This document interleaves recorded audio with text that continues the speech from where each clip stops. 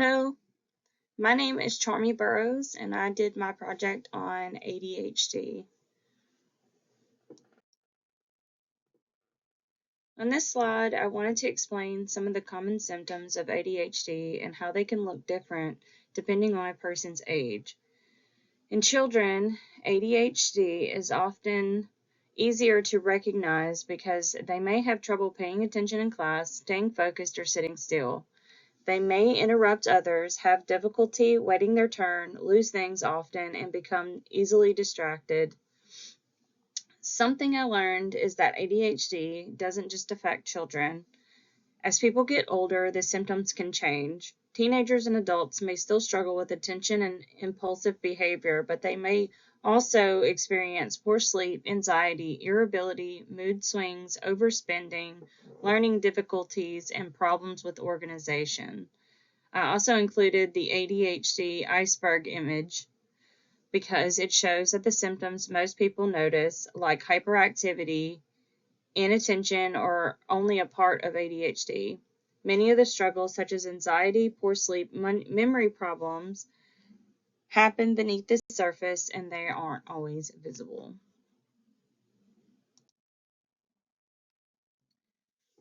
After learning about the symptoms, I wanted to look at different ways ADHD is treated. One of the most common treatments is medication. ADHD medications are divided into two main groups, stimulants and non-stimulants. Stimulants such as Ritalin and Vyvanse are usually the first medications prescribed because they work well for many people by improving focus and attention. If stimulants don't work well or cause side effects, doctors may prescribe non-stimulant medications. Medication isn't the only treatment, though. Therapy is also an important part of managing ADHD. Behavioral therapy teaches people how to replace unhelpful behaviors with healthier ones. Cognitive behavioral therapy, or CBT, helps people recognize their thought patterns and learn strategies to better manage their symptoms. I learned that the most effective treatment usually combines medication, therapy, healthy habits, and support instead of relying on just one approach. This slide focuses on lifestyle changes and can help people manage ADHD. Coaching helps people improve every day, like staying organized, managing their time, communicating with others, and handling social situations. Exercise is also very beneficial because it increases dopamine levels in the brain. Dopamine plays an important role in attention and motivation. Regular physical activity can improve focus, reduce hyperactivity, boost moods, lower stress, and increase self-esteem. Sleep is another important factor because getting enough quality sleep helps improve concentration and reduces ADHD symptoms. I also learned that diet may play a role. Eating nutritious foods helps support gut health, and researchers believe that gut and brain communicate through what's called the gut-brain axis. Finally, creating daily routines can make it easier for people with ADHD to stay organized and remember important tasks.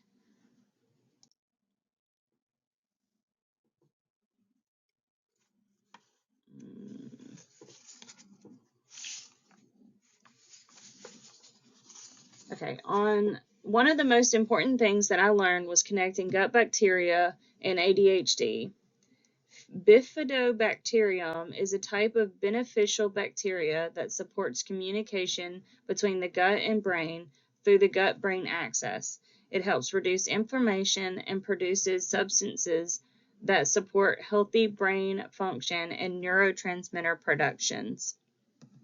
Researchers believe that having healthy levels of this bacteria may help support attention and overall brain health. Although more research is still being done, foods that help increase bifidobacterium include yogurt, high-fiber foods like oats, apples, garlic, and prebiotic supplements such as GOS and FOS.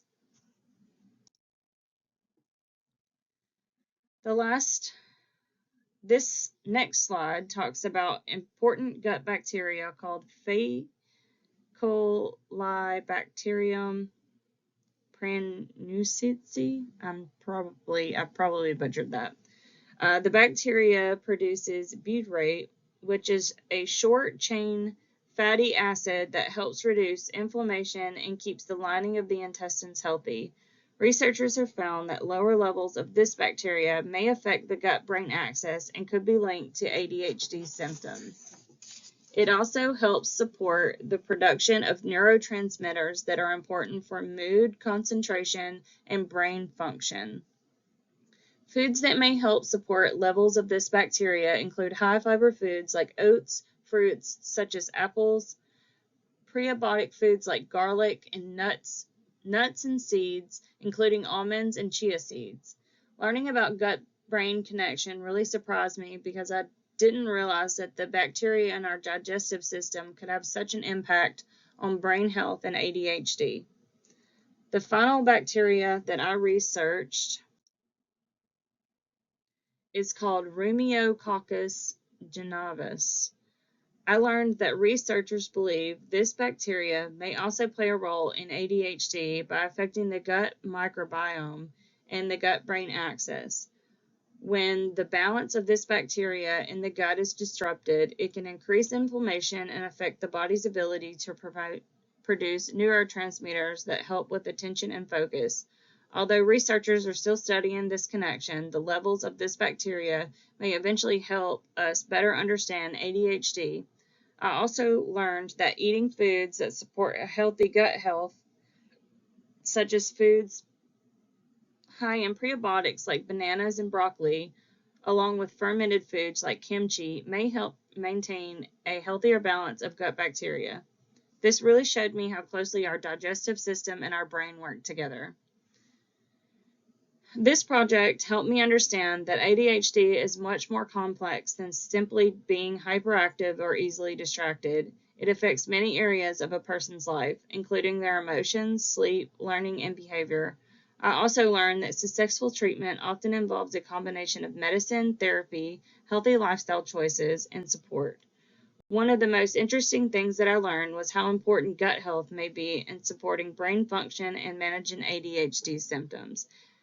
Thank you for listening, and that was my PowerPoint presentation, and I hope you have a great day. I forgot to include my reference page. I'm not sure if it's going to show all of my slides, even if I don't record this part, but I went back and recorded it anyway just to make sure.